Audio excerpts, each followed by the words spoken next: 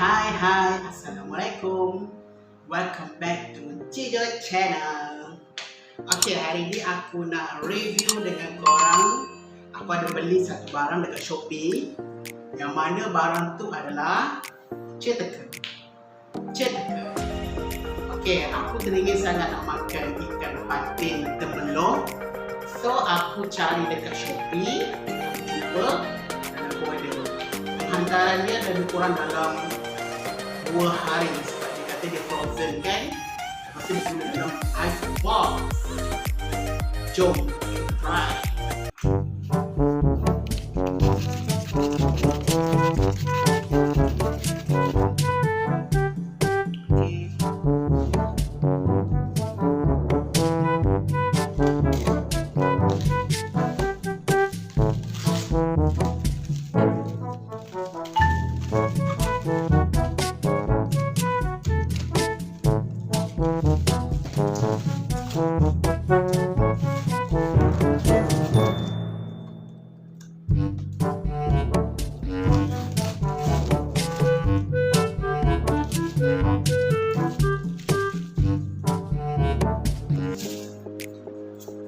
Wow. Okey, dia bagi sini daun kesum daun kesum, paste, king gulai tempoyak.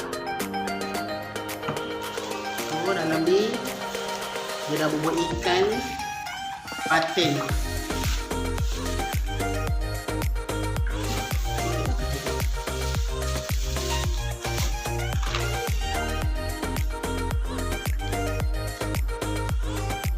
Ikan dia.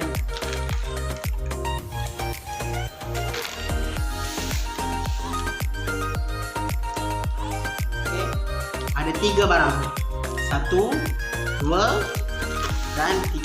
Okey, apa yang you all tengok tadi dalam box tu, dia bagi aku 3 barang. 1, daun kesum, dia bagi paste, dia bagi ikan. Okey, paste ni pula cara dia masukkan air hingga mendidih. Lepas tu masukkan paste king, kemudian masukkan ikan hingga mendidih, masukkan daun kesum, bunga karitan. So, benda ni macam simple gila. Boleh try korang boleh try dan kita akan cuba masak. Cuba.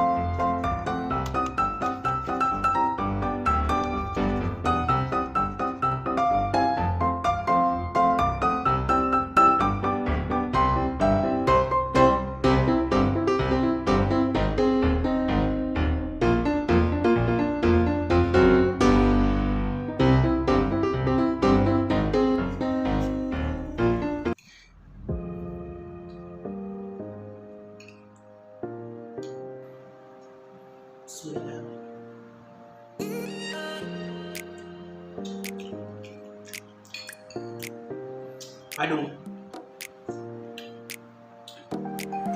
ikan dia tu tak hanyir